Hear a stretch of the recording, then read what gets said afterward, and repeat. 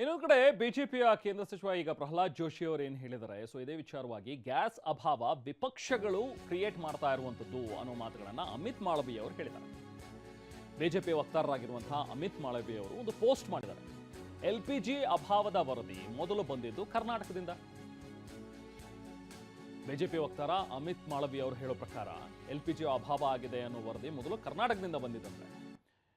ತಮ್ಮ ಎಕ್ಸ್ ಖಾತೆಯಲ್ಲಿ ಪೋಸ್ಟ್ ಮಾಡಿದ್ದಾರೆ ಬಿಜೆಪಿ ವಕ್ತಾರ ಅಮಿತ್ ಮಾಳವಿಯಾ. ಕರ್ನಾಟಕದ ಬೆನ್ನಲ್ಲೇ ನೆಕ್ಸ್ಟ್ ಪಶ್ಚಿಮ ಬಂಗಾಳದಲ್ಲೂ ಕೂಡ ಇಂಥದ್ದೇ ಸ್ಥಿತಿ. ಇದೀಗ ಉತ್ತರ ಪ್ರದೇಶದಲ್ಲಿ ಅಕ್ರಮ ಸಿಲಿಂಡರ್ ದಾಸ್ತಾನು ಇದೆ ಅನ್ನುವಂಥದ್ರ ಬಗ್ಗೆ ಗೊತ್ತಾಗಿದೆ. ಸಮಾಜವಾದಿ ಪಕ್ಷದ ನಾಯಕರು ಒಂದು ಅಕ್ರಮ ದಾಸ್ತಾನನ್ನ ಶೇಖರಿಸಿಟ್ಕೊಂಡಿದ್ದಾರೆ. ದೇಶ ಸಂಕಷ್ಟದ ವೇಳೆ ಒಗ್ಗಟ್ಟಾಗಿ ನಿಲ್ಲಬೇಕಾಗಿರುವಂತಹ ವಿಪಕ್ಷ ನಾಯಕರುಗಳು ಬೇಜವಾಬ್ದಾರಿಯುತವಾಗಿ ನಡೆದುಕೊಳ್ತಾ ಇದ್ದಾರೆ. ಬದಲಿಗೆ ಜನಸಾಮಾನ್ಯರಿಗೂ ಕೂಡ ತೊಂದರೆ ಕೊಡ್ತಾ ಇದ್ದಾರೆ ಅನ್ನೋ ಒಂದು ಮಾತುಗಳನ್ನ ಅಮಿತ್ ಮಾಳವಿಯಾ ಅವರು ಹೇಳಿದ್ದಾರೆ. ಬನ್ನಿ ಮತ್ತಷ್ಟು ಡೀಟೇಲ್ಸ್ ಪಡೆಯೋಣ. ನಾವು ಪ್ರತಿನಿಧಿ ಹರೀಶ್ ನಮ್ಮ ಜೊತೆಗೆ ಜಾಯ್ನ್ ಆಗಿದ್ದಾರೆ. ಹರೀಶ್, ಈಗ ಇರುವಂತಹ ವಿಚಾರ ಎಲ್ಲರೂ ಈಗ ಸರ್ಕಾರದಿಂದ ಕೆಲವೊಂದಷ್ಟು ಜನ ಸಚಿವರುಗಳು ಹೇಳ್ತಾರೆ ಏನೂ ಕೊರತೆ ಇಲ್ಲ, ನಮ್ಮ ಹತ್ರ ಸ್ಟಾಕ್ ಇದೆ, ಯಾರಿಗೂ ಏನೂ ತೊಂದರೆ ಆಗಲ್ಲ ಅಂತೇಳಿ ಅವ್ರು ಹೇಳ್ತಾರೆ.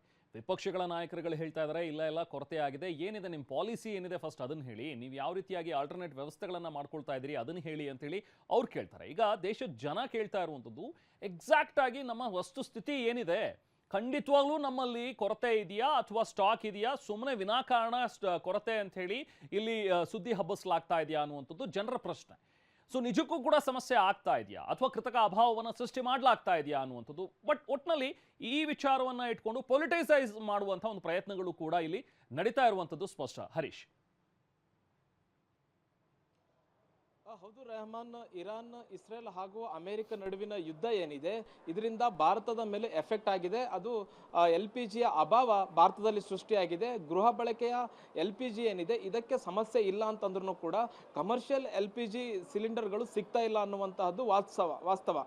ಹೀಗಾಗಿ ಅನೇಕ ಹೋಟೆಲ್ಗಳು ಮುಚ್ಚಿವೆ, PGಗಳು ಮುಚ್ಚಿವೆ, ಮತ್ತೆ ವಾಣಿಜ್ಯ ಬಳಕೆಯ ಸಿಲಿಂಡರ್ಗಳನ್ನ ಎಲ್ಲೆಲ್ಲಿ ಉಪಯೋಗಕ್ಕೆ ಬರುತ್ತೆ ಆ ಎಲ್ಲ ವಲಯಗಳು ಕೂಡ ಸಂಕಷ್ಟದಲ್ಲಿರುವಂತಹದ್ದು. ಈಗ ಕೇಂದ್ರ ಸರ್ಕಾರ ಹೇಳ್ತಿದೆ ಯಾವುದೇ ರೀತಿಯಾದಂತಹ ಸಮಸ್ಯೆ ಇಲ್ಲ, ಇದು ವಿರೋಧ ಪಕ್ಷಗಳು ಸೃಷ್ಟಿಸಿರ್ತಕ್ಕಂತಹ ಒಂದು ಒಂದು ಅಪಪ್ರಚಾರವನ್ನ ಮಾಡ್ತಾ ಇದೆ ಅನ್ನುವಂಥ ನಿಟ್ಟಲ್ಲಿ ಹೇಳ್ತಾ ಇರುವಂತಹದ್ದು. ಇಲ್ಲಿ ಮುಖ್ಯವಾಗಿ ಮುನಿಯಪ್ಪ ಅವರು ವಿಧಾನಸಭೆಯಲ್ಲಿ ಹೇಳ್ತಾರೆ ಯಾವುದೇ ರೀತಿಯಾದಂತಹ ಸಮಸ್ಯೆ ಇಲ್ಲ, ಕಮರ್ಷಿಯಲ್ ಸಿಲಿಂಡರ್ಗಳ ಸಮಸ್ಯೆ ಇದೆ, ಇನ್ನೂ 1 ವಾರಗಳ ಕಾಲ ಮುಂದುವರಿಬಹುದು. ಈಗಾಗಲೇ 2 ಹಡಗುಗಳು ಬಂದಿದೆ, ಇನ್ನು 10 ರಿಂದ 12 ಹಡಗುಗಳು ಭಾರತಕ್ಕೆ ಬರುವಂತಹ ಸಾಧ್ಯತೆ ಇದೆ. ಅವು ಬಂದ ನಂತರ ಯಾವುದೇ ರೀತಿಯಾದ ಸಮಸ್ಯೆ ಇಲ್ಲ ಅಂತ ಮುನಿಯಪ್ಪ ಅವರು ಹೇಳ್ತಾರೆ. ಮತ್ತೆ ಮುನಿಯಪ್ಪ ಅವರ ಹೇಳಿಕೆಗೆ ವಿಪಕ್ಷಗಳು ಕೂಡ ಸ್ವಾಗತವನ್ನ ಕೋರ್ತಾರೆ ಮತ್ತೆ ಸಪೋರ್ಟ್ ಅನ್ನ ಮಾಡ್ತಾರೆ. ಆದರೆ ರಾಷ್ಟ್ರೀಯ ಬಿಜೆಪಿ ವಕ್ತಾರರಾಗಿರ್ತಕ್ಕಂಥ ಅಮಿತ್ ಮಾಳವಿಯಾ ಅವರು ಈಗ ವಿರೋಧ ಪಕ್ಷಗಳ ಸರ್ಕಾರಗಳ ಮೇಲೆ ಈಗ ಬಟ್ಟನ್ನ ಮಾಡಿರುವಂತಹದ್ದು. ಅಂದ್ರೆ ಗ್ಯಾಸ್ನ ಕೃತಕ ಅಭಾವವನ್ನ ವಿರೋಧ ಪಕ್ಷಗಳು ಎಲ್ಲೆಲ್ಲಿ ಆಡಳಿತದಲ್ಲಿದೆ ಅಲ್ಲಿ ಸೃಷ್ಟಿ ಆಗ್ತಾ ಇದೆ ಅನ್ನುವಂಥ ರೀತಿಯಲ್ಲಿ ಅವರು ಟ್ವೀಟ್ ಅನ್ನ ಮಾಡಿದ್ದಾರೆ.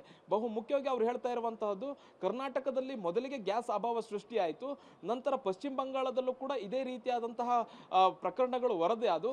ಆ ನಂತರ ಉತ್ತರ ಪ್ರದೇಶದಲ್ಲಿ ಸಮಾಜವಾದಿ ಪಕ್ಷದ ನಾಯಕರುಗಳು ತಮ್ಮ ಮನೆಗಳಲ್ಲಿ ಗ್ಯಾಸ್ ಅನ್ನು ಅಕ್ರಮವಾಗಿ ದಾಸ್ತಾನು ಮಾಡಿಟ್ಕೊಂಡಿದ್ರು. ಇದನ್ನು ಉತ್ತರ ಪ್ರದೇಶ ಸರ್ಕಾರ ಗಮನಿಸಿ ಅವರ ವಿರುದ್ಧ ಕಠಿಣ ಕ್ರಮಗಳನ್ನು ತೆಗೆದುಕೊಳ್ತಿದೆ. ಹೀಗಾಗಿ ಇಂತಹ ಕಷ್ಟದ ಸಂದರ್ಭದಲ್ಲಿ ವಿರೋಧ ಪಕ್ಷಗಳು ಸರ್ಕಾರದ ಜೊತೆ ನಿಲ್ಲಬೇಕು ಮತ್ತೆ ಜನರನ್ನ ದಾರಿ ತಪ್ಪಿಸಬಾರದು, ಜನರಿಗೆ ಧೈರ್ಯ ಹೇಳುವಂತ ಕೆಲಸವನ್ನ ಮಾಡಬೇಕು ಅನ್ನುವಂತಹ ನಿಟ್ಟಿನಲ್ಲಿ ಅಮಿತ್ ಮಾಳವಿಯಾ ಅವರು ಹೇಳಿದ್ದಾರೆ. ಅಮಿತ್ ಮಾಳವಿಯಾ ಅವರು ಹೇಳ್ತಾ ಇರೋದು ಅಂದ್ರೆ ವಿರೋಧ ಪಕ್ಷಗಳು ಎಲ್ಲೆಲ್ಲಿ ಆಡಳಿತವನ್ನ ಮಾಡ್ತಿದ್ದಾರೆ, ಯಾವ್ಯಾವ ರಾಜ್ಯದಲ್ಲಿ ಆಡಳಿತವನ್ನ ಮಾಡ್ತಿದ್ದಾರೆ ಆ ರಾಜ್ಯಗಳಲ್ಲಿ ಹೆಚ್ಚಿನ ಗ್ಯಾಸ್ ಅಭಾವ ಸೃಷ್ಟಿಯಾಗಿದೆ ಮತ್ತೆ ಜನರಿಗೆ ಈ ಸರ್ಕಾರಗಳೇ ಸಮಸ್ಯೆಯನ್ನ ಮಾಡ್ತಿವೆ ಅನ್ನುವಂಥ ನಿಟ್ಟಿನಲ್ಲಿ ಅವರು ಟ್ವೀಟ್ ಅನ್ನ ಮಾಡಿರುವಂತಹದ್ದು. ಹಾಗಾದ್ರೆ ಕರ್ನಾಟಕ, ಪಶ್ಚಿಮ ಬಂಗಾಳ, ಇನ್ನು ಉತ್ತರ ಪ್ರದೇಶದ ಕೆಲವು ಕಡೆ ಬಿಟ್ರೆ ಇನ್ನು ಬೇರೆ ದೇಶದ ಯಾವ ರಾಜ್ಯಗಳಲ್ಲೂ ಕೂಡ ಕಮರ್ಷಿಯಲ್ ಗ್ಯಾಸ್ನ ಸಮಸ್ಯೆ ಇಲ್ವಾ ಅನ್ನುವಂತಹ ಪ್ರಶ್ನೆಗಳೀಗ ಉದ್ಭವ ಆಗ್ತಿರುವಂತಹದ್ದು. ಈಗ ವಿರೋಧ ಪಕ್ಷಗಳು ಕೂಡ ಅದನ್ನೇ ಕೇಳ್ತಾ ಇರುವಂತಹದ್ದು. ಈಗ ಗ್ಯಾಸ್ ಬಗ್ಗೆ ಒಂದು ಸ್ಪಷ್ಟತೆ ಸಿಗ್ತಿಲ್ಲ, ಹೋಟೆಲ್ ಮಾಲೀಕರಿಗೂ ಕೂಡ ಒಂದು ಸ್ಪಷ್ಟತೆ ಸಿಗ್ತಿಲ್ಲ.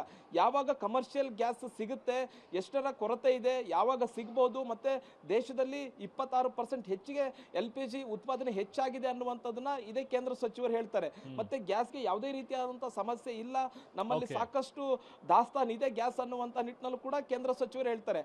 ಮತ್ತೆ ಕರ್ನಾಟಕದಲ್ಲಾಗಿರ್ಬೋದು, ದೇಶದ ವಿವಿಧ ಭಾಗಗಳಲ್ಲಾಗಿರ್ಬೋದು, ಕಮರ್ಷಿಯಲ್ ಗ್ಯಾಸ್ನ ಕೊರತೆ ಯಾಕೆ ಉಂಟಾಗಿದೆ ಅನ್ನುವಂತಹ ಸ್ಪಷ್ಟ ಚಿತ್ರಣವನ್ನ ಯಾರು ಕೂಡ ಕೊಡ್ತಾ ಇಲ್ಲ ಅನ್ನುವಂತಹದ್ದು. ಹೀಗಾಗಿ ಇದಕ್ಕೆ ಕಾಂಗ್ರೆಸ್ ನಾಯಕರು ಯಾವ ರೀತಿಯಾದಂತಹ ಪ್ರತಿಕ್ರಿಯೆಯನ್ನ ಕೊಡ್ತಾರೆ ಅನ್ನುವಂಥದ್ದು. ಈಗ ಅಮಿತ್ ಮಾಳವಿಯವರು ಏನು ವಿರೋಧ ಪಕ್ಷಗಳ ಸರ್ಕಾರಗಳತ್ತ ಬೊಟ್ ಮಾಡಿದ್ದಾರೆ, ಇದಕ್ಕೆ ಕಾಂಗ್ರೆಸ್ ನಾಯಕರು ಯಾವ ರೀತಿಯಾದಂತಹ ಪ್ರತಿಕ್ರಿಯೆ ಕೊಡ್ತಾರೆ ಅನ್ನುವಂತಹದ್ದು ಕಾದ್ ನೋಡ್ಬೇಕಾಗಿದೆ. Rehman, thank you Haresh.